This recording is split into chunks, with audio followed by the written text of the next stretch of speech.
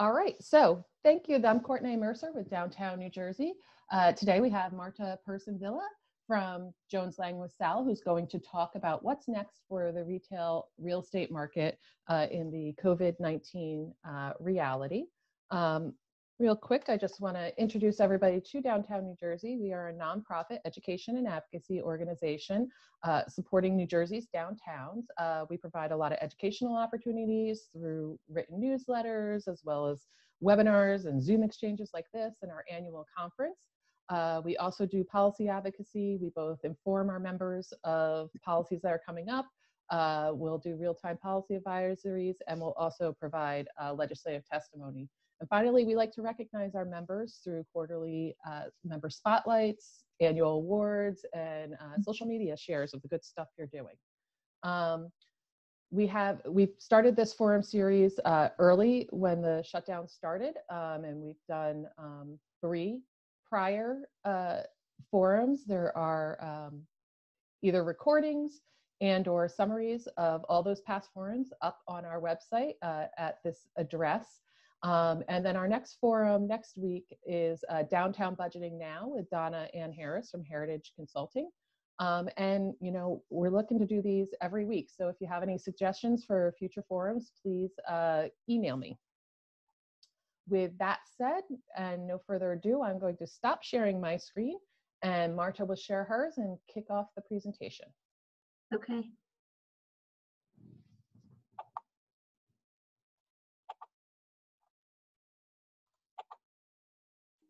Can you guys see my screen? Yes. Okay, great. All right, great. That's a picture of Princeton. Thank you for having me. Great to see a lot of faces, familiar faces and some new faces.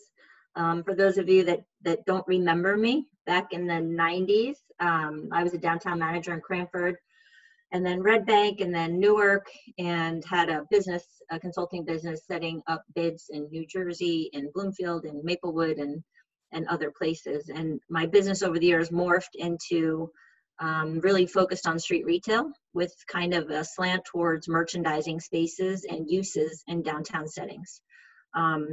So after I had my kids, I became a broker and spent 7 years at CBRE, and then joined JLL 3 years ago as the retail lead, and average about 35 transactions a year in leases, and a lot of them are in urban environments. So I reached out to Courtney, as she mentioned, just feeling like I want to do something, want to, you know, kind of help get everybody prepared and start this exchange going. So being a member of JLL, we have tons of research at our fingertips, and we've been having more conference calls over the last 3 or 4 weeks than I've probably had in 5 years. The information flow is tremendous. So today I'm going to give you a very kind of brief snapshots of China and Europe, New Jersey, United States, and we've had numerous conversations with landlords both at the national and local level, and same with the retailers, both at the national and the local level. And then we're going to wrap up with some specific suggestions for what bid managers can do. Everybody saw the proposed recovery period, the headlines this past week. It was on Sunday morning, and the job losses. So we're all in the same boat. You know, I work on commission, so I'm definitely in the same boat.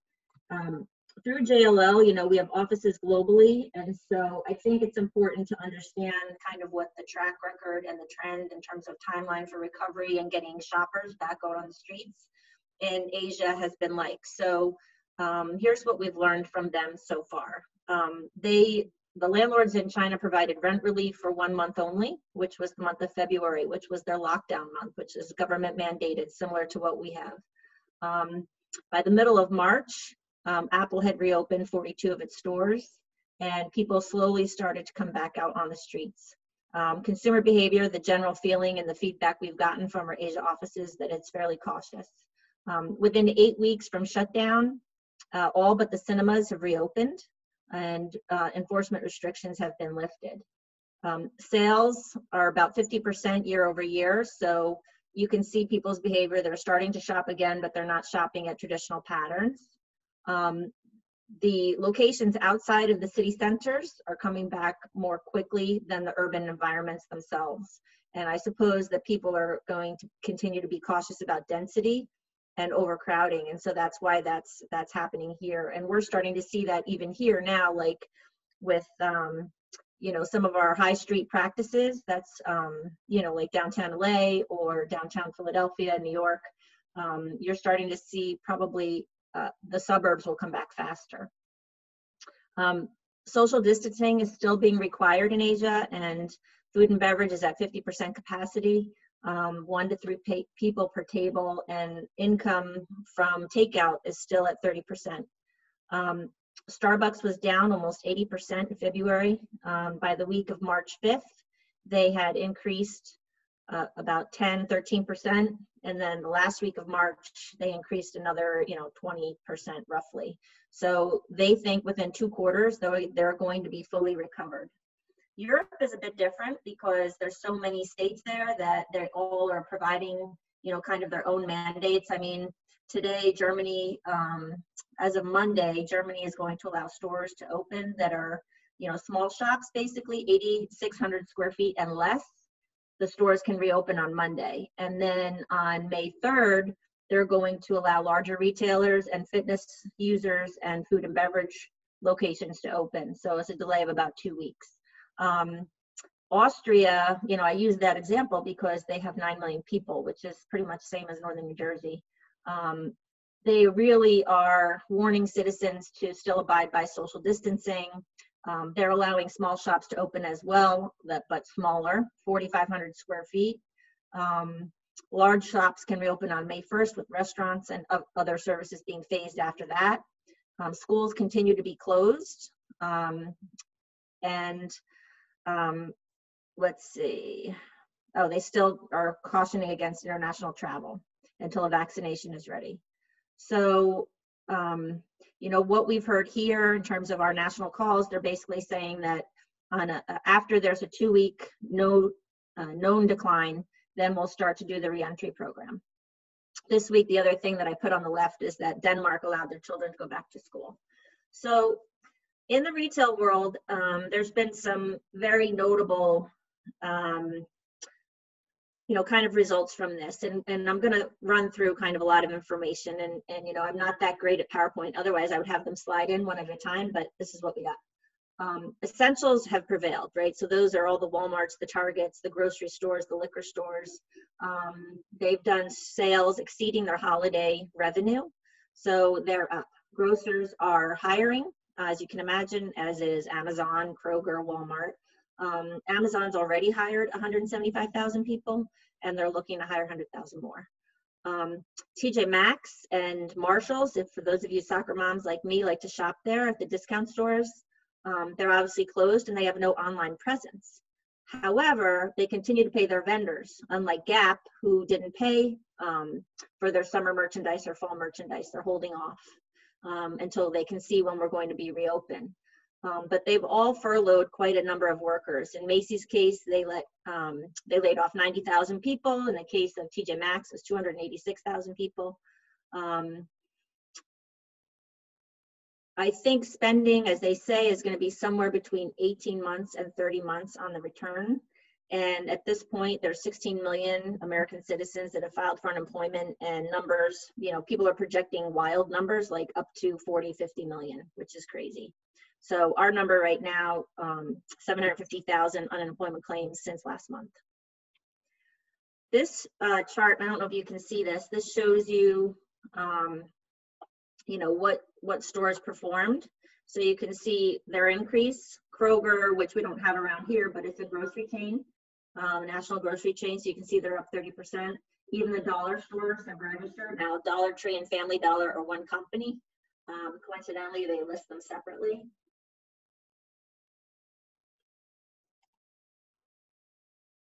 They talk about the retailers and their kind of in a Darwinism, manner. They say that the retailers, if they survive this, they're going to be stronger than they were before. But what's happening is the coronavirus is actually expediting the demise of the tenants that were already in trouble.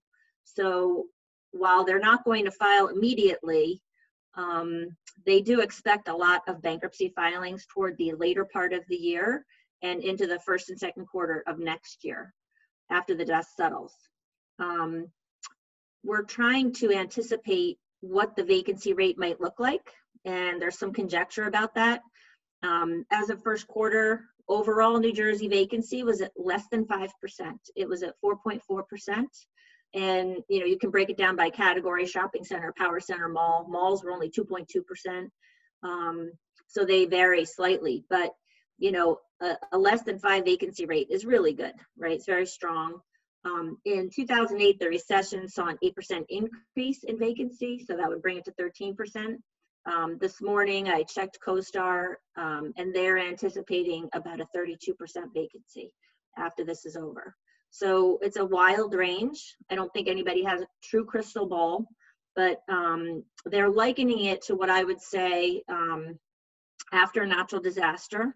There's generally an increase in vacancy, and traditionally they've looked at that and they've looked at it go up at about 25%. So that would make sense.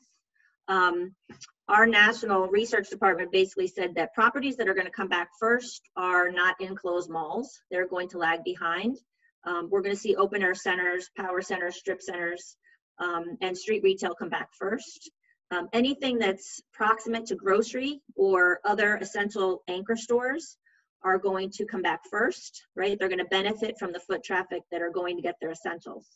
Entertainment is going to be slow to come back. It's going to lag behind. And I'm hoping that, the cinemas make it. But for example, today AMC it was in the news that they're looking at filing bankruptcy. The retailers that we've spoken to, I've personally spoken to about 30 of them. People on our team, our company did a survey with 70 retailers, and what kind of the general consensus is that for every 1 month of recession, it's going to take 3 or 4 months to recover. So these are the retailers that, are on the chopping block, if you will. We're worried about, obviously Pier 1's already announced, Modell's has already announced, GameStop and Forever 21, Chico's, they've all announced. The department stores, however, they have in some cases maybe 4 to 15 months cash reserves. So Macy's, who's been, kind of on the watch list for people, their rating for Standard & Poor's went from 6 billion to 2 billion last month. So a big drop in credit rating. This year, the projection was 13,000 store closures.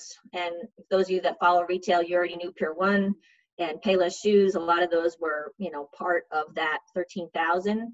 I don't think we really can know what the store closure rate is going to look like yet. The one thing that is hard to put our finger on, once stores are ready to reopen, there's going to be a lag in supply chain.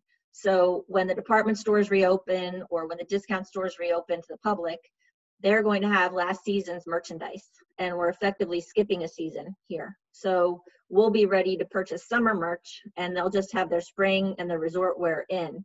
So that's going to be an issue, and there'll be a delay for getting in the new merchandise, and then there'll be a glut of sellouts or buyouts, if you will. So unlike most shopping centers, I don't know if you guys have heard of this before, but when people plan a new project, whether it's a street retail project or a shopping center project, they look to have about 60% retail and about 40% food and some combination of entertainment. And, the American Dream has been scheduled to open for some time now. They were actually going to open March 21st, which got delayed.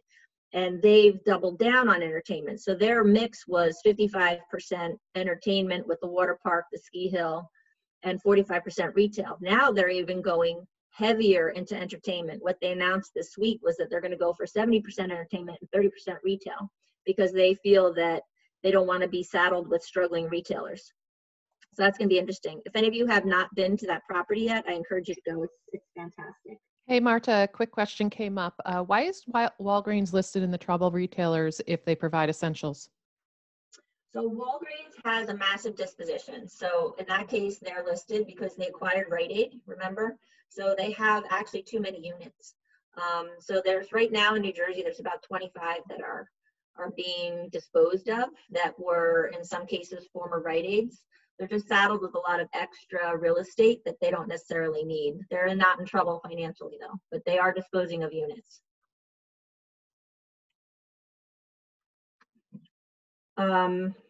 Okay, so here's some comments from our capital markets. I don't know if you guys know, but JLL purchased HFF last year. It's a massive capital markets company. They sell, you know, big multifamily, big industrial office towers, and shopping centers. And you know, last year, just to give you a relative sense, they did about $3.9 billion worth of business, which is a massive volume. I called the head of HFF and basically said, you know, what are your clients saying to you, and what could I share with people? Give me the cliff notes. He basically said the April collection for retail was between 22 and 50%. That's him speaking to landlords, right? So I spoke to our national research department, and of the retailers, 67% of retailers didn't pay their rent. So you have to blend those numbers a bit, right? One's from a landlord perspective, one's from the tenant perspective. He said multifamily, on the other hand, in April, they collected about 92% of their rent. So those numbers may change as we go into May, and I can report back to Courtney when I get those numbers. The only sales that are transacting, you know, if somebody was looking to purchase a property a month ago or 2 months ago, things have obviously come to a screeching halt. He said the only things that are still selling are really core, meaning like grocery anchored, or really opportunistic, and the people are getting a discount. He said they're scrubbing the numbers and their pro forma so much. They're increasing vacancy rates, they're reducing rents. They're really stressing the projections, which, you know, ultimately leads to a retrade on the value. And on the underwriting side, there's some confusion as to how to underwrite these projects moving forward. This is a JLL chart just to show you. This now is about 3 weeks old, but it just shows you, you know, kind of how in the negative the food and beverage sector is relative to the general merchandise and the food and beverage stores. So we started off with this: who's exceeding? Essentials, superstores, the grocery stores, liquor stores. E-grocery has, you know, seen a tremendous increase. Pharmacy obviously still open, and in a way, surprisingly, office supplies have been up 41%. And Staples, you know, was only kind of mediocre performer before, but I think this actually helped them. And they had just announced that they were going to put in a WeWork section on their floor plan. So if a Staples is 20,000 feet, they were going to take 5,000 feet and put, like, you know, hot desks for people to come in and work there. So it'll be interesting to see how that moves forward with the social distancing requirements. The categories of concern are cinemas for sure, right? AMC, iPic, others. Department stores. Neiman's is, you know, looking at a bailout. JCPenney's looking at a bailout. Macy's, we're worried about. Food and beverage for sure. Restaurants, right? They're going to look different. Hotels, fitness centers, apparel and soft goods, discount stores, and personal services. And the only reason that I put discount stores on there because they're not on anybody else's watch list, but they don't have web application. So you can't go to burlington.com and buy a winter coat, right? You can't go to Ross or Marshalls.com and buy a pocketbook. You have to go to the store. So they have to be open to be producing revenue. So of the retailers that I've spoken to and my team, we surveyed them, we asked them specific questions and said, like, how are you cutting your costs? What steps have you taken? And this is what they told us. They said that we're reserving cash because we want to make it to the other side of this. And at the time, you know, this was week 1 when we did these interviews. We're now in week 5. So those that moved quickly in the cash reservation department probably will be there on the other side. They reduced their costs. They tightened up their belts as much as possible. They furloughed or laid off employees. They're obviously not spending capital money. They were in the middle of construction. Some kept going, but for the most part, nobody's expanding and nobody's working right now. And even more so, leases that had been signed where tenants were just about to take possession to do their construction so they could open for the, you know, for May or June. They're not building out. They did not get the permits, and they basically invoked the force majeure clause of their lease to kind of delay things, at least day for a day, until the pandemic restrictions are lifted. Future expansion for the most of them we'll revisit later, or we're not doing any this year. Some have focused on e-com or new promotions. One example, I have a bakery client that has about 11 stores. They have a warehouse in the Bronx. They don't do delivery because, you know, coffee and a bagel, you can't really make money on delivering that. But they are offering a birthday package. So he said, you know, everyone's going to be shut in New York, and we can deliver birthday cakes or cupcakes to their location. They're New York based. They do have some Jersey locations. And then they're doing first responder breakfasts. So people can sponsor those and they'll deliver those, you know, kind of in a certain geographic range. They're looking for short-term financing, you know, EDA, the CARES program, other things like that. They're also looking to their landlords for rent relief. I think it would be helpful if we could try to help them with long-term financing if they do certain things. We were on a call yesterday with a landlord that owns maybe more than 40 shopping centers. I don't know how many, but he has 2,000 tenants. And his voice was totally worn out. He and his staff had been calling all of them. And he said that he's willing to work with his tenants, but they have to also be applying for the programs that are available to help themselves. He said, if they won't apply, then we won't give rent relief. If they will apply to help themselves, then they will continue to work with them, which kind of seemed fair, right? I think it's hard, you know, when you're in the midst of this, but my hope is that some retailers take an introspective look to see if they're really competitive, you know, in the markets and the categories that they're operating. Hopefully they're, you know, doing some research, taking stock of their floor plan, of their merchandise. Maybe they're thinking about their customer experience and their technology, or interfacing with e-com, or thinking about next time, you know, if this ever happens again, am I going to be in a position to satisfy my customer demand with an e-commerce application or platform? So there's some things that, you know, will come out of this. The landlord issues, we did talk about who paid the rent, who didn't pay the rent. The general consensus is a 90-day either rent relief program. How that looks is different, and there's a few different ways it could be looked at. In one case, I have a landlord that waived April rent entirely. Most people are not in that position. Other landlords deferred it for months or are deferring up to 3 months, and they're asking the tenant to pay it back, maybe starting in 2021 over a 2-year period. Then there's another group that is going to give an extended rent relief, maybe through the entire summer, and go to a reduced rent through the end of the year to give these tenants an opportunity to catch up, and then extend the lease, amend the lease, and add 7 months on at the back end. What all of these require is approval from their mortgage, right? The bank, the lender, the SNDA. And so if it's, even if it's a local guy, if he has debt on his building, he's still got to go and get approval on that.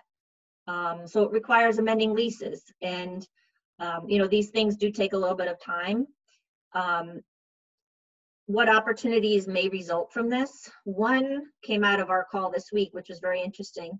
If a tenant didn't pay rent in April, but didn't make arrangements for that deferral, if you will, they would be in default of their lease. So the landlord could effectively say, you have no exclusive rights anymore. So if I sell donuts, for example, I would no longer be protected as the only donut operator in the project. Probably less common downtown, but most of you have multiple owners in a town. And if they have any sort of, you know, savvy tenant with a good attorney, they probably have an exclusive clause, especially restaurant. They want to protect their primary menu item, whether it be, you know, Greek kebab or, you know, they might list a few competitors to exclude. So like in Inglewood, for example, Trico owns a bunch of buildings. In Westfield, there's multiple owners. In Red Bank, there's multiple owners. So anyway, that exclusive is an issue that could come up in the future. In a shopping center, maybe unlike downtown, it might be an opportunity to get some anchor space back and reposition the center again. There might be a rent correction. That's, you know, what I would guess.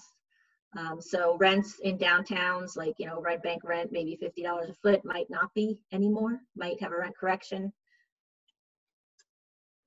So just to recap, increased vacancy, inability to pay rent, loss of key employees, lockdown, no customers, decreased morale. I think the biggest thing is the inability to plan, really, right? Or we're planning with an unknown start date. And from my perspective, there's going to be a period of no growth. So even if a landlord decided not to work with a tenant to try to retain them, there's not going to be necessarily tenants in line to backfill those empty spaces. So that concerns me. So most of my clients, I've advised them to try to work out whatever they can with their existing tenants, because the leasing process, when we start, let's say I list a property today, get the marketing together and start the process, start the showings. Normally that process takes between 6 and 12 months, depending upon the value in the site itself, right? So if it's an end cap or a corner on one of your good streets, it might go in 3 months. But if it's kind of a mid-block and a side street and the rent is overpriced for whatever reason, it could take a longer time until the landlord maybe comes to agree that the price need to be adjusted, right? I don't know if we really need to go through the upside, because we talked a little bit about the e-com business, but I think here's some things that are going to come out of this. One, the tenants have to look at their supply chain, right? If they're getting all of their goods from overseas, maybe they want to mix that up a bit. On the larger scale level, that is certainly something that is being looked at. So maybe more regionally based. Everyone's going to be looking at their store size, right? Not only their store size, but their store layout. Because of social distancing requirements, inside, where racks might be tight or tables in restaurants may be right upon each other, those things are going to change at least temporarily during a period after this, which we'll call the new normal, but the new normal might be only temporary, but it will be here for a while, I think. So it's time to talk about improved store planning, their marketing. Are they calling their customers? I have a liquor store client. I have 2 liquor store clients. One is in the urban neighborhood, very urban, and his sales are doubled and tripled most days. Then I have a liquor store client in a more affluent market, ironically, whose sales are not up, which is contrary to national trends, right? Because most of the national liquor stores are reporting like a 50% increase in sales. And so I said to him, are you calling your customers? Because that to me seems like that would be like the obvious thing. Or if he had an app or, like an e-blast of some kind to his clients, that he could be delivering cases of wine, or he discounts his cases of wine during this period or something. But it just seems like if you're not doing well and you're a liquor store guy, it's probably operator malfunction is what I would call it, unfortunately. So delivery and pickup has got to be part of the program moving forward. Availability of key real estate to come. Some tenants are having this attitude. They're like, well, we're going to retrade our rent if they're at lease. We're going to see if we can get a discount. I had a deal in Hoboken. I won't tell you what tenant. They got a discounted rent initially. They went to lease. We're probably in the final stages of the lease negotiation. And the tenant called me and said, can we get a rent reduction? And I said, well, maybe $1 or $2, kind of given the world. But, I think you have to wait before you ask that question. Otherwise, you look insensitive. And then we had the call this week. So week number 5, they made the request and they reduced the rent by, $8 a foot, which is a pretty significant rent reduction. And the landlord didn't say yes or no yet. So we're waiting to hear what they say. But, you wonder, it's like retailers' comfort levels have changed because of the uncertainty. So they're not willing to pay the rent that they were willing to pay 5 weeks ago. So it's interesting. But the other thought is that some retailers are having like more of the quick serve restaurant category. They're like, good real estate's going to come on the market. So let's wait until we do Hoboken or until we do, Summit. Let's see what happens after this. Maybe I can get that corner that I like that I missed out on 2 years ago, right? Or something like that. We talked about vacancy. All right, so here's some of the considerations that that we're talking about within JLL. Certainly, my competitors are talking about the same thing. At least on the office side of things, they're talking about a staggered work schedule. They're looking at changing their floor plans. We have this thing in the office environment called hoteling, which is like, that's not your permanent desk, but anybody can sit there. And those hotel desks are like 4 feet instead of 5 or 6 feet. That's going to change. right? And there's no dividers, there's no partitions, if you will.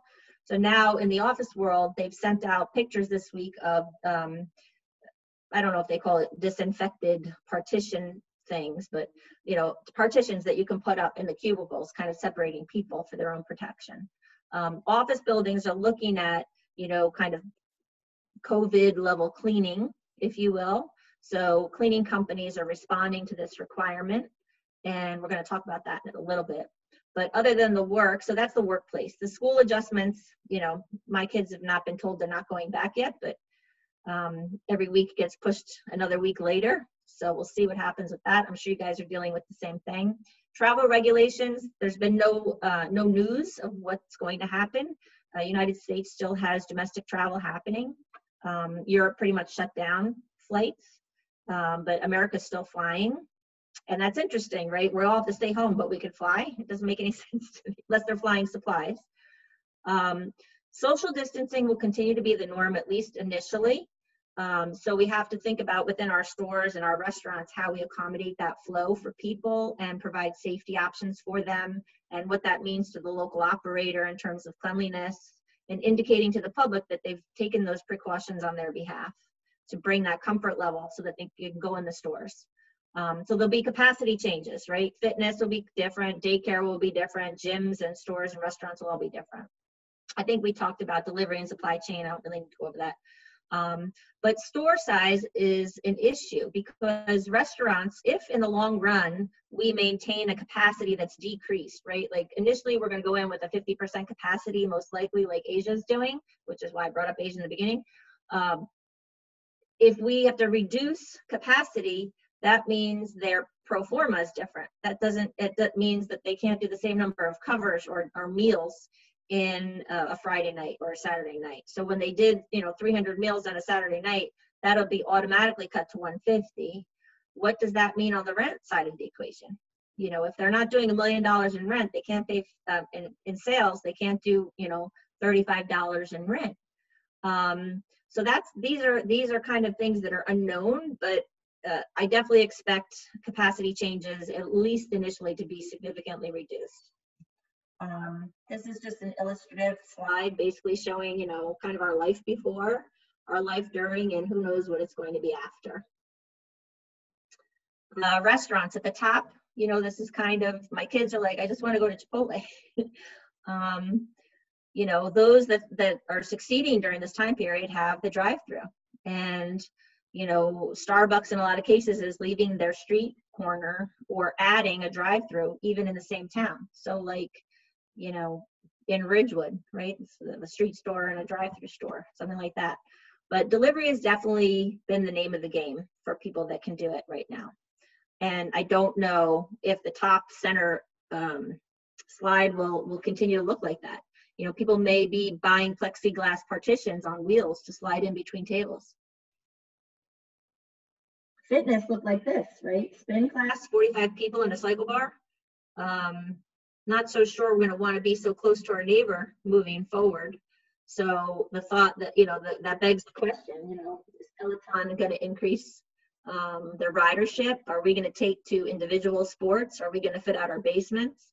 Or are we going to continue to let LA Fitness charge us, $70 a month on our credit card? Without knowing what their cleaning procedures are. So I put on my big hat from years ago and thought like, well, what are you guys doing? What are you in the midst of doing, and what can you do? And the first thing, I kind of looked at the old statute. I mean, I think the legislation is awesome. You guys have so many powers that you can invoke. Obviously, you need your board support and some consensus around these things, but if your budget isn't already tapped out, that you really have flexibility to do things. And, you may want to make amendments to your 2020 budget to be able to accommodate some of these things. And I see that there's was the budgeting one coming up, Courtney? I was muted. Yes, next week. Okay. So that might be something, but here's just from having been a bid director, I know what you guys do, right? You're constantly on the phone, you're constantly communicating with your constituents, both landlords, tenants, municipal department heads, public works. whatever the case may be. Over communication is critical during this period. So I hope that you all have multiple layers of communication tools at your fingertips, whether it's Insta, whether you have a Facebook page, whether you're doing e-blasts, you have a newsletter, you know, is there a weekly dissemination of some kind? I'd love to know, you know, what you guys are doing. So I don't know if anyone wants to put in the chat thing. If there's any data points that you can collect through this period, it would be, you know, it would be helpful to know. So like our head of research, I mean, I wouldn't want his job this week, but you know, he's trying to keep data points, and every week we get a COVID e-blast from him, and I can, you know, I've shared a lot of that information with you, and I can continue to provide that to Courtney if you guys are interested to see like what's happening on the national level. Your team from December and January might not be your team come June, right? Might need to look different. So maybe take stock. I mean, you know, do you need a special events person, or do you need a merchandiser to go in and work on store layouts with everybody? I don't know. You know, I'm just thinking out loud with you. Obviously, you've all centralized the information on the grants. Many of you have organized funding, right? Nancy with Sustain Summit, and other towns have followed suit with that, Madison and others, where they're collecting money to help their tenants and their business owners survive at the other side. Banks, I think a bank roundtable would be very interesting. I know investors is big in Summit, but you know, are there a handful of banks that we could convene through downtown New Jersey that maybe they could work with us and put together a lending package moving forward, right? It's not a grant, but it's a lending package moving forward, specific that we want retailers to elevate themselves. So maybe it's for technology enhancement or whatever it is that we think that they need. And I would look to you guys to give me some input on that. As far as reentry, I was thinking about, it would be great. You know, a lot of you have offices in the basement of a building or upstairs in the building, but you know, for sure there's going to be some vacancy. And I wonder if having a one-stop shop as we rebuild and release downtown, that might be an opportunity, because it's certainly a marketing opportunity, certainly an opportunity for your constituents to come in and see and feel and touch you and get help perhaps that they need. I would hope that a landlord could give you free space, at least for 90 days. Maybe you pay for the utilities. And if not, maybe, you know, we could give them maybe a tax donation for that donation for the space. You've got to work with your landlords and your brokers to get ready for new leasing opportunities. So we're going to talk specifically about putting a leasing package together in a slide or two. Do we need a new zoning overlay to address the vacancy that we're going to have? If you have 150 stores downtown Red Bank and 30 go vacant, you're going to, you know, have quite a job ahead of you. You could use your SID funds for business attraction, to improve facades, to improve signage, to improve lighting. Maybe you give the first month free to induce a tenant to come in, and maybe you split the difference with the landlord. Try to induce tenants of quality to fill space. You know, are there going to be extra marketing expenses? As I mentioned earlier, hire a store merchandiser or a visual merchandiser or designer. Transparency is key. I know I'm preaching to the choir here, but it's always good to hear that again. You know, you guys as bid directors, you wear so many hats, it's hard to do everything. So if you need assistance in filling a certain thing, even for a period of time, you know, the re-entry planning, I think, is a critical function that you may need help with. I don't know, or you might have in-house resources where you can do that. And then as your vacancies are becoming available, maybe we should brainstorm and think about Amazon and our recession-resistant uses, right? So that's something, you know, maybe more medical might be permitted, or, you know, maybe a liquor store downtown isn't as bad, you know, as we thought before. I don't know. But the one-stop shop idea, I really was rallied around a few days ago. So, okay, leasing phase one. Again, in some cases, I'm preaching to the choir, but you know, we've got to, when you have company, you clean your house, right? You make it look nice, you put your flowers outside, you remulch, whatever the case may be. Downtown's no different, because it's the front yard of everybody in the town. So there's got to be renewed marketing internally to your merchants. Everyone's morale is going to need a boost, a vitamin enhancement, if you will. And, you know, I had to think back. I mean, Nancy was in Red Bank. I see James is on the line. When I went to Red Bank in 1993, it was Christmas time. I took the job, and every storefront window had merchandising in it or decorations.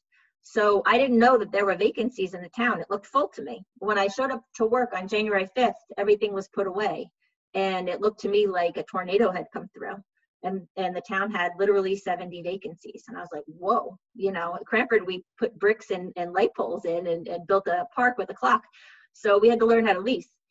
And I reached out to the shopping center owner down the street and said, you know, let's work together. I mean, you took all of our good tenants, so now you should come buy buildings here.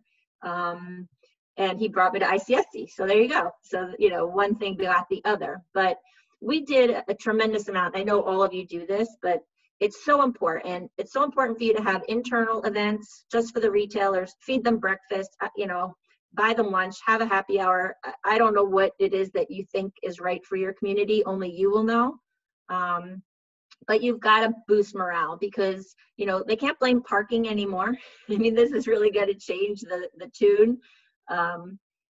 But they are the front lines. So whatever the messaging is, whatever we want them to be saying, here's what we're going to do, you know, that we have to program it to them and tell them 10 times. The preparation, bullet 2, clean site, light merchandise, and define the message. Again, like I was thinking about this clean thing a lot. If I was a bid manager, I'd love to see, you know, when I was thinking about designing it, a clean store seal of approval, right? In the window, it's like the Amex card. Like you have a sticker in the window that says, my store's been cleaned, or whatever the case may be. And there's a group that I found that is an industrial hygienist group, and they can come in and do testing, or they can come in and design the protocol for the cleaning program for the individual retailers. That's a great collective activity for the bid, I think. You know, certainly for this quarter coming up. Are there stores lit? Like maybe there's a merchandising component to that. I know I've brought that up a few slides ago, so I don't want to harp on it, but I do think all these things work in conjunction with each other. Then there's the external marketing, right? To the brokers, the business owners outside of your town, the media, the architects, the land use attorneys, the liquor license attorneys, the list could go on. These events have to be feel good in nature. They have to be all sizes. They could be 5 people, they could be 500 people. I don't know when we'll be doing 500 people events, but hopefully we will this summer. Looking at the projected increase in virus, it looks like a spike. It's going to dry off like in May or end of May and June. And then to me, it looks like there may be another spike sometime after Thanksgiving into December. So whatever we're doing, you know, we have that window of opportunity to work within. And then continue to reevaluate. You know, if something worked, great. Figure out how to replicate it. If something didn't work, that's okay. You know, we're not magicians. All right, leasing phase 2.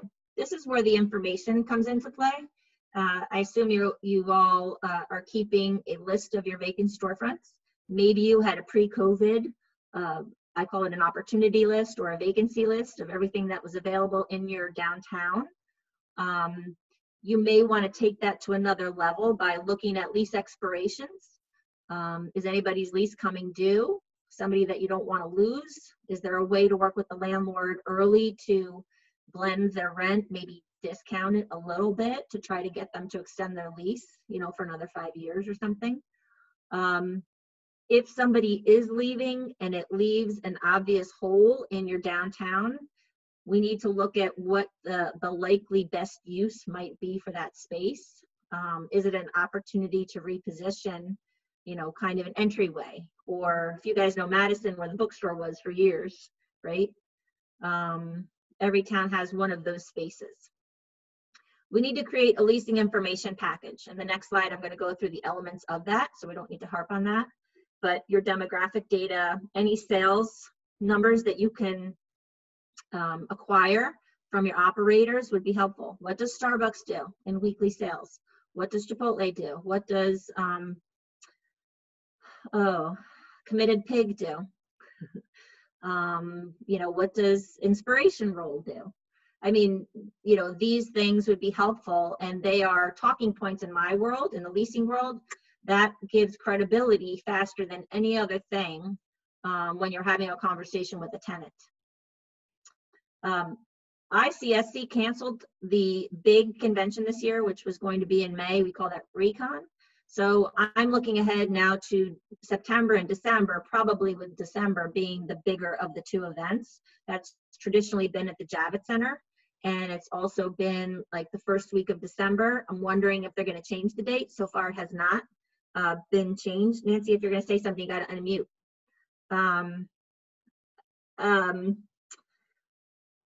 Okay, so how long is this going to take? My crystal ball says this is going to take 2 to 3 years to kind of reposition things. It's kind of like a ground up development. If we really hit the numbers they're talking about, look, if it's status quo and we don't lose that many stores, we lose 3 or 4, great. But if we lose 30% like CoStar is predicting, you know, that's a much bigger leasing assignment than, you know, 1 or 2. And that takes time. That takes time because consumer confidence comes first, retailer confidence comes second. So first they have to see the stores performing that are open. Then they have to see people on the streets and your events coming back into play. And then the retailers will be active again. So that's why I say there's a period of no growth, but that's where you guys really are so critical in proving that your town has a centralized management and events program. And when I say manage expectations each step of the way, you know, look, as a broker, I do a lot of tap dancing, especially if it's a ground up development. The one that you're looking at on the screen is the Shops on Broad. It's downtown Newark. It was built by Prudential. Prudential's the office tenant in that tower. They have 50,000 square feet of ground retail. For the first probably 18 to 20 months of that leasing assignment, I had to tap dance every 2 weeks before senior management, telling them how many people I called and whatnot. But thank God they had the loyalty to stick with me, because I then delivered, you know, all the tenants. But it wasn't until the glass was up that the tenants actually started to believe and move in here. All right, so here's what goes in your leasing package. Obviously, you need a street address.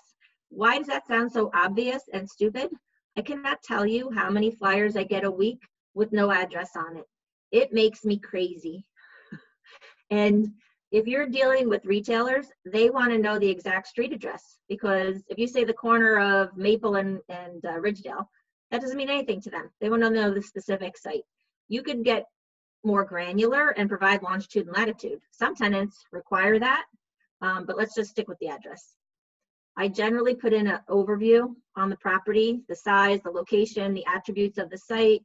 I put in the physical characteristics, 3,000 square feet, column free, previously vented, does it have a basement, what's the ceiling height, is it 14 feet? Some tenants have a requirement for ceiling height. A lot of people look to have Apple, they need a 14-foot ceiling height with 4,000 feet clear span, right? So these things which seem basic are important. If you had a floor plan which showed columns and that sort of stuff and frontage width, that would be very helpful.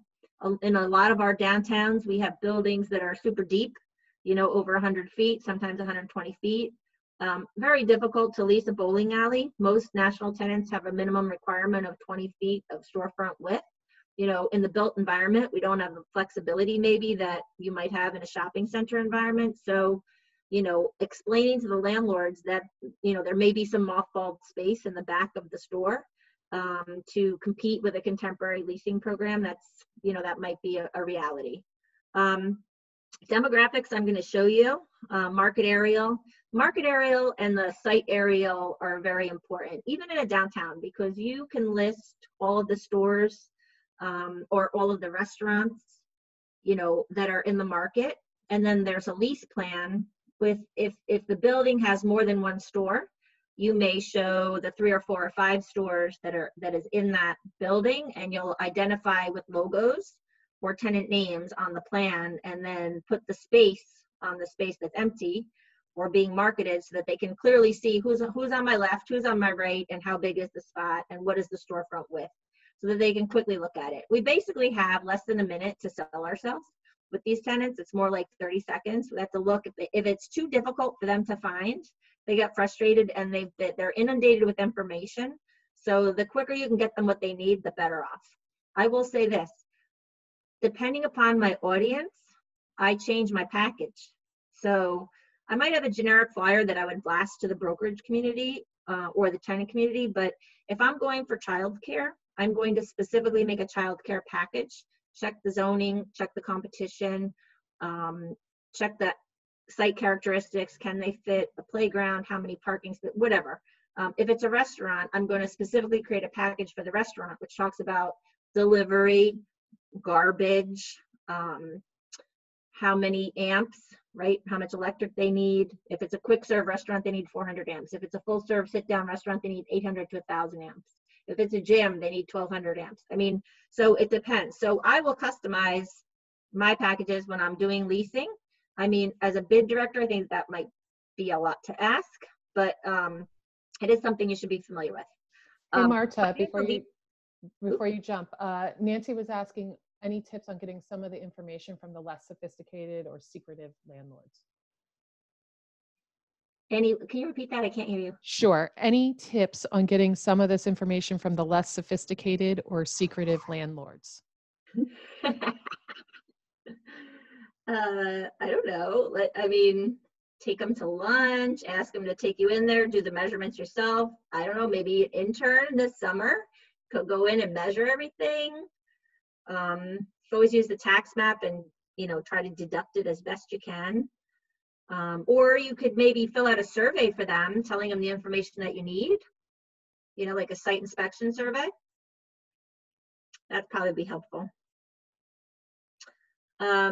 Okay, the other thing, the taxes, or what I call triple net charges, you got to put those on there unless the landlords are doing a gross rent, right? So a triple net rent means you pay a base rent, let's say it's $25 a foot, and then you pay $8.50 for taxes, CAM, and insurance. So your gross all-in number would be $33.50 a foot, not $25, right? So you have to clearly say, what is the financial picture here? Is it a $40 rent plus $10 in triple nets? That's $50 gross. You know, the tenant will quickly ascertain what the total rent that they can afford is.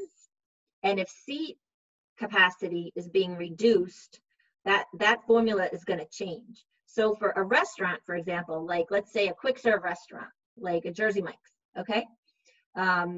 They like to keep their gross rent between 8 and 10%. They'd love to have their net rent at 6%, but between 8 and 10%. So if Jersey Mike's does $20,000 a week, they do $1 million a year, they can't afford more gross rent than $80,000 gross, right? So for 1,500 square feet, you do the math. What does that turn out to be?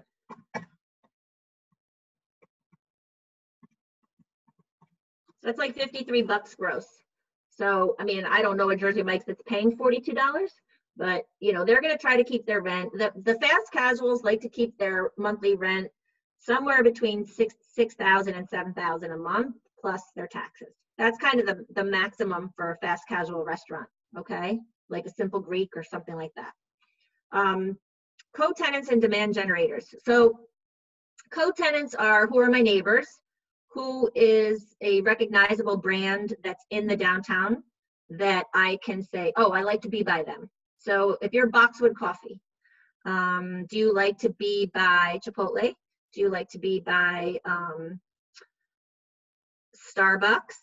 Do you like to be by Club Pilates? I mean, you know, these tenants, like if I sometimes do a tour, they say, I want to be by Starbucks or I want to be by Chipotle. Those companies do a lot of research. So, you know, then they say, go find out what the sales are in that Chipotle. And then I'll let you know if I want to be there. It's interesting. Floor plans and an LOD. LOD stands for lease outline drawing. That's basically what the tenant is going to ask you for. It becomes a lease exhibit. And then the person's contact information. So those are the elements of a leasing kit, okay? Demographic information. There's so many layers of this. You can make yourself cuckoo, but there's a few things that you want to pick out, okay? And again, sometimes depends on the use. If it's a child care facility, you want kids under 5 years old. If you're adult daycare, you obviously want adults over 65 years old. So sometimes age plays into it, but for the most part, it doesn't. But you want population numbers. So in northern New Jersey, depending upon how north and how close to the GW, we standardly use demographic 2020 in 1 mile, 3 mile, and 5 mile radius. If it's an urban market like Hoboken or Jersey City or Newark, I might use half a mile, so 0.5, 1 mile, and 2 mile. If you're on the Hudson River, that doesn't work, right? Because you're going to be into Washington Heights or you're going to be into the water. So you have to adjust your polygon as you see fit. If it's Sparta, I go to 5, 7, 10, right? Because you drive 20 minutes to get a gallon of milk and it's not a big deal. So in Chester, I live out in Somerset County, so I go to Chester oftentimes. And in Chester, I would even say it's a 3, 5, 7 or 5, 10, 5, 7, 10 in terms of my population. Median household income is the number that tenants want. They don't like average household income. That's inflated. And they don't want per capita income. That's not a realistic snapshot. It's median household income is the one that they want. The daytime population is the workforce, the university attendees, people coming to work. So the daytime population number is important because when we talk about retail, we want to know what's happening throughout the different parts of the day. So retailers speak in a language, they use the term day part.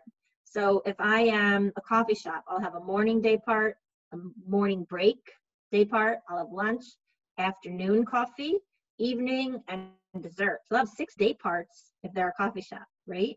So if you don't open until 11:30 or 11 and you're a lunch or sub sandwich place, you might not have the same number of day parts. So they like to see who's coming and what the busy times of the day are. And as professionals, you know, when we show space, we like to show it when it's busiest. That's, I mean, you know, it's not rocket science. It's like, how am I going to best position this location? So I generally show, for example, downtown Newark at lunchtime. Sometimes the tenants can only come at a certain time because they're touring and they're going to look at 8 shopping centers that day or 8 towns. And then you're at their beck and call. So they're driving the deal. Ethnic breakdown might play into something if it's a particular type of restaurant. Age, education. We can now get cell phone data. I have to pay for it, but I can get pinpoint data, I call it. Very fascinating. And we can also get retail leakage. And by that, I mean, you know, what are the biggest performing sales categories? So you can see what your grocers are doing, or you can see how many dollars are leaving your zip code to go shop somewhere else or dine somewhere else. Marta, where are you getting that cell phone data from? What's the... I'm going to show you. Okay. This is a standard snapshot, right? This is actually for Fort Lee, so I used a half mile, 1 mile, and 2 miles. So, you know, I'm going to show you what. See, can you guys see my cursor here? See it? So 2019. So I would use this number, right here, 2019. For total employees, I would use that number. Median household income, I would use the 2019 number. I would skip over the next 2 categories. I would skip over the next thing for generic information. If you're going something that's ladies apparel, you might want to stress the difference between men and women. Or if you're going for a particular ethnic category, you may want to look at that as well. So that's just, you know, that's kind of how you're only pulling 4 or 5 numbers off of this whole page of numbers. So you just have to go to the ones that you need. Geoplacer data or pinpoint data or cell phone data. So when you have your, you know, Verizon, AT&T, Sprint, T-Mobile cell phone, you walk around and you go to the iPic Theater at Hudson Lights, it takes a snapshot. It doesn't tell me it's Courtney, but it tells me that that consumer was at that location. So I pulled the pinpoint data for this location and I found out 161,000 people came to this property over a 12-month period. It also showed me, this actually shows me where they're coming from, right? And like kind of, you can see what markets are feeding into this. It also gave me a list of where they went. It gave me a list of the restaurants that they ate at and how often. So if I was leasing, let's say I had a listing in downtown Westfield, for example, I could pull pinpoint data, maybe from the train station or from Lord and Taylor, to see where those customers are coming from and where else they're going. So if they're going to Chimney Rock for pizza, you know, I can see, maybe I call that guy and say, hey, we have a lot of customers that go to your place. Why don't you open here? So it's another layer of detail which substantiates my reason for calling a particular tenant. It's fascinating. It's scary too, actually. It's the level of detail that you can get. This is just one slide. They have dot imagery. They have a lot of different ways that it illustrates, but the one that I had with me was too fuzzy, so this is what I copied. So this is a market area. So it shows you, where tenants are in the market. And if you guys look, you see I have like the Modern has 450 units here, then has another 450 units here, then there's 194 units here. I call those demand generators. It's downtown housing, but in your case, let's say use Westfield again, just because it's on mine. The train station is a demand generator, right? Lord and Taylor is a demand generator. Any schools, you got Trader Joe's is a demand generator. So I would want to know how many weekly customers are going to Trader Joe's, and I'd want to know what their weekly or annual sales are. And that would be anecdotal. I don't know that I would put that in a flyer because you might get in trouble with your relationship, but certainly the train station and any traffic counts, you could certainly post those. So when you get this information, you have to decide what's sensitive and what can be shared in writing or what can be shared anecdotally, okay? This is a leasing plan. I don't know, a lot of towns have this showing their vacant space.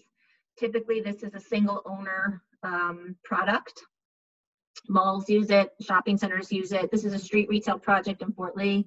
They're using it.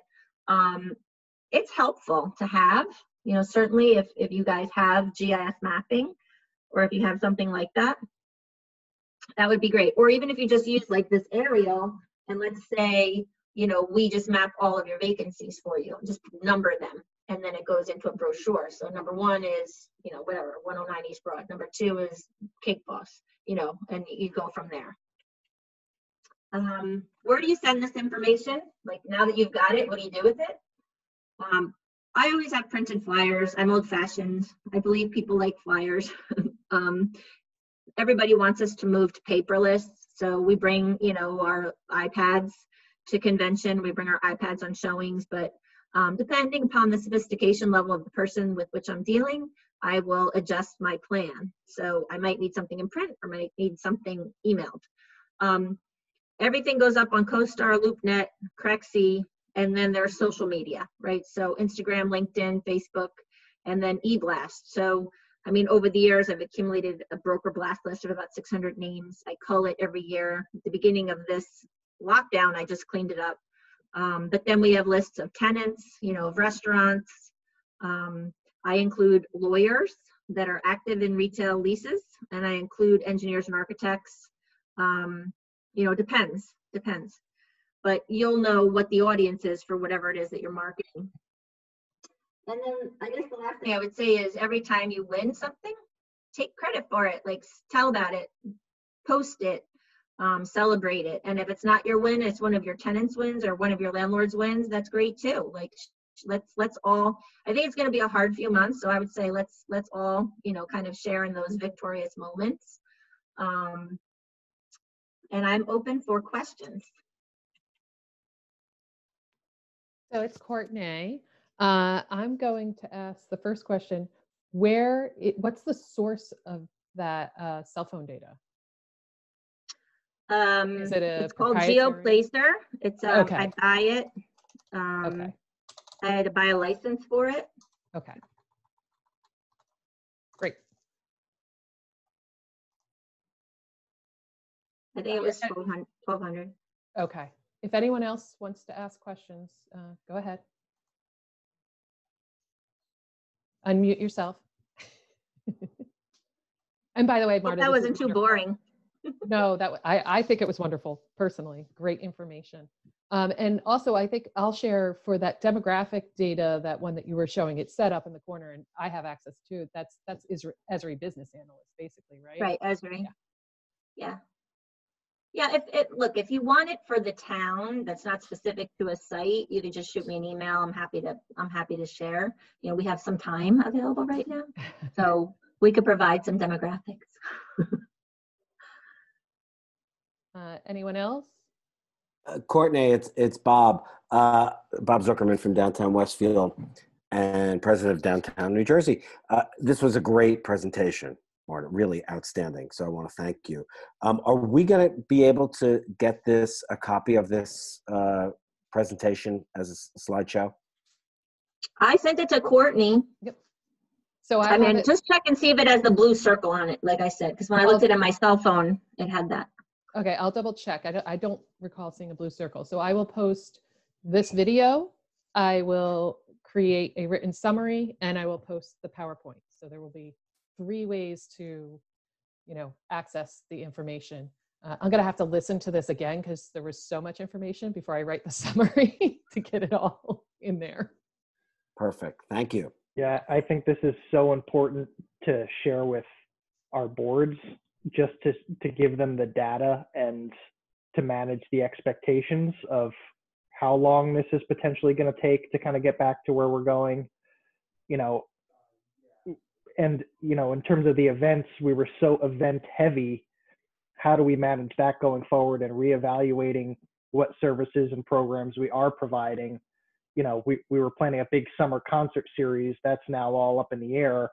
Maybe planning something bigger in the fall, depending on the circumstances, but just looking at our budget and trying to figure those things out. So just having that data to back us up, I think, is awesome. So thank you, Marta, very much. Thank you. If I would say, I don't know what town you're from, Brian. What town? Oh, sorry, Denville in Morris County.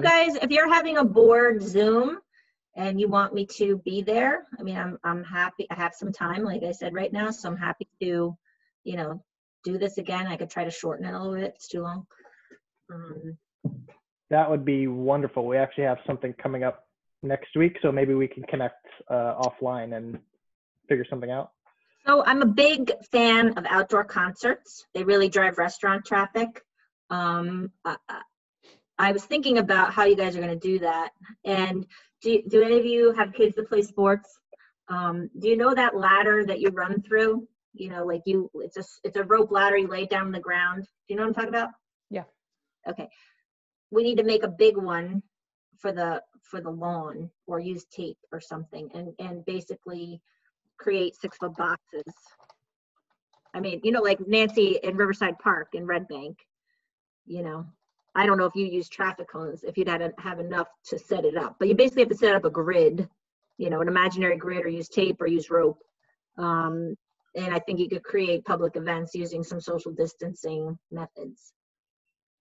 Because I don't think you cannot have events. I think you have to have events, because you have to actually bring morale up and bring the people out, make them comfortable again. Yeah, I guess it applies to whatever you're doing in your stores to create that distance. The bid has to do a similar thing for your events. It's just a rethinking. Don't stop them, because then you're not drawing people back to your stores. And I've been working on trying to find some visual merchandisers. I posted a job, to work with tenants, and I also have some contacts for store cleaning and for industrial hygiene. So if anyone wants to email, you can post my email for everybody if they want. It's just marta.villa@am.jll.com, and I'd be happy to work with you to try to make those things happen. Yeah, Marta, depending, if you want to share those vendors with me, I'm happy to post them up on our website too, and we'll just put a little disclaimer. We're not recommending, we're recommending you do something, and here's some potential people, but we could do that if you want. I think it would be helpful. Well, first we'd have to make sure they were members. You're good. I like that. You want to clean my store? Oh, great. You can be a member. Yeah. That's how Marta got members when she was president of DNJ. I extorted them. Yeah. Got that, Bob? I didn't say that. I didn't say that. Marta, you had reported early on what other countries were doing, which was good info, very helpful. I was wondering if you've come across what they were doing for social distancing standards, and now we're hearing about contact tracing and all that as maybe prerequisites to how we get back to a new normal. Did you hear anything about that? I think that's evolving as we go. So we have an office. We have offices in Asia and in China and Beijing, and we're relying on our people there to tell us. So we have a woman. It's called the International Desk. Every week she calls all of those places and gives us a written report.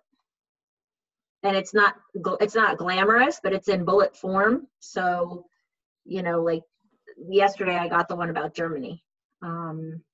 So it's just, it's really, we call ourselves boots on the ground. Like we as brokers are boots on the ground. So it's from the boots on the ground in Beijing or Austria or wherever. That's where we're getting the information, from those local people.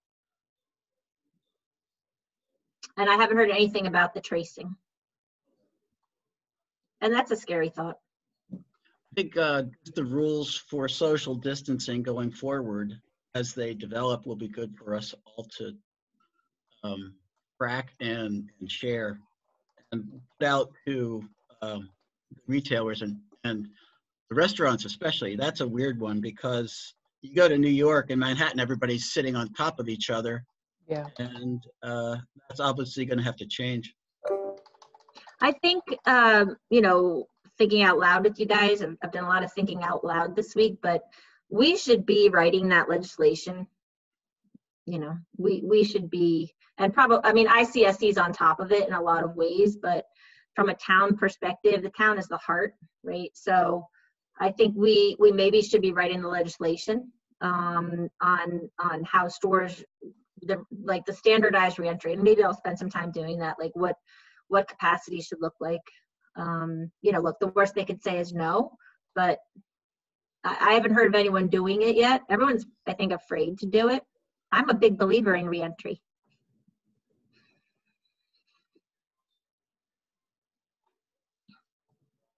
Yeah, I think that's great, Marta. If you put a lot of your thoughts down with regard to that, because that's something that I know Bob and I as local elected officials are going to have to address, although right now we're still in the middle of, counting cases and communicating with the public with regard to what's happening and now. But we do need to, and I think you and I touched on it before, what's it going to look like? Do we need to require restaurants and bars to only do 50% capacity?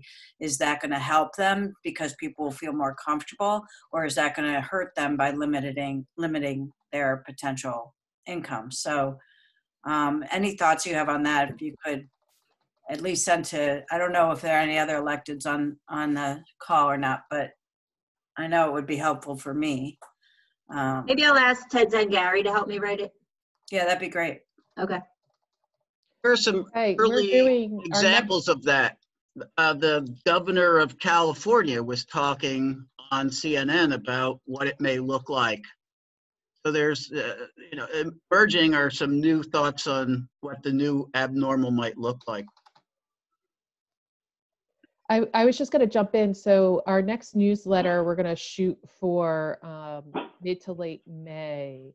And, we had some articles lined up originally that we're going to postpone to later. And we want to do kind of a COVID special edition. And so I think if we had something about rethinking about this reentry and this whole concept of how people are going to possibly need to redesign their stores, and the same thing for bids, redesign your thinking for events. So Marta, if you're willing, with Ted to write an article, we'd really love that and appreciate it. And we can also share it with, NIUP and TOD downtown. I think other people will reprint it for us to get a good wide range of audience. And I don't know, what's planned or how DNJ interfaces with the league, but we should be thinking about what participation you guys want there. And we have a panel, actually. We do a panel every year, and we normally have a booth. We haven't reserved our booth yet because we're not sure if the league's really going to happen. But if it does, we normally do have a panel, and I think this is probably a good topic. You may have just nailed us down. Well, I would, I've not done a booth at the league, and I haven't been there in a few years, but I definitely want to go. And so, I'd be willing to contribute to that booth. If there's a shared, I don't know if you're allowed to share a booth. I don't know. ICSC, you're allowed to share. JLL has a big booth. But I think, from people in my industry, because there's no recon in Vegas this May, everybody is looking to New York to be the big show. So it's going to be very crowded. I wouldn't be surprised if there's 20,000 people there. Okay, so social distancing Courtney, white paper. I would be interested in whether it's a forum or one of the weekly webinars on maybe developing some guidance or standards as far as events. I know you were talking about, we should bring the events back and not stop them, and be careful. But I know, just talking to some of my elected officials and the mayor specifically, I mean, they're so scared that if we do some kind of big event, that we cause a recurrence or an outbreak, and they don't want to be known for we held this event and it wasn't the right time, or it wasn't the right thing to be doing. So if we had some standards or guidelines, or kind of a collective kind of agreement on this is the way it can be done, I think that would be helpful to allay some of those fears. I think that's a great idea. And I've been wanting to reach out. It's on my list to reach out to some of the towns that are already thinking about bringing back their farmers markets. So that's, I think, step one. Absolutely. Yeah, and I think those probably will be the first events, if you will. Wouldn't it be great if we could have paper product market? Toilet paper booth. Yes. Haven't been able to buy napkins in 8 weeks. Yeah. To be a wet blanket, but you don't include the public health perspective and opinions and experts on this. Yes. You may not be able to get people's interest in it. It's not credible. Yeah, no, I think I have some contacts at Robert Wood Johnson who probably would be interested, some of the planner folks at RWJ who might be interested in having this discussion. So I'll reach out to them. And/or Blaustein. Yeah. Hey, Marta, this is Tom D'Alessio. Good to reconnect with you. Yeah, nice to see you. 15 years ago. Long time. I'm a part-time lecturer at Blaustein, and Courtney's actually my guest speaker next week, so some of these ideas may come in the conversation. But I'm wondering if you might want to comment a bit about Mayor Schaaf from Oakland and her decision to restrict vehicular traffic and actually open up streets to allow people to be more engaged. And I'm wondering if, the lessons that you've learned from downtowns and from SIDS, et cetera, how that might play into all of this. So Oakland is a more densified area, certainly. And, I mean, there's only 2 pedestrian malls in New Jersey. One that I can think of is on Division Street in Somerville, and the other one is in downtown Trenton. I can't remember the name of the street. Jersey City too. Oh, Jersey City. Oh, Newark Avenue. Yeah, they did that one. Yeah. I am not a fan personally, so maybe I'm not the right person to ask. I think you devalue the real estate by limiting modes of transportation to get to it. If you're thinking on the short term, definitely, yes. Yeah, like on the short term to get people moving again, like to open up the walking area. And maybe only for a couple of hours, on a Saturday or Sunday or something like that. I think that's a great idea. I mean, if we're doing it as a, kind of an event, like healthful way, like get people outside where there's lack of green space. They locked the tennis courts. Okay, you can't go into the park anymore. You can't go walking. Except for around your property or neighborhood.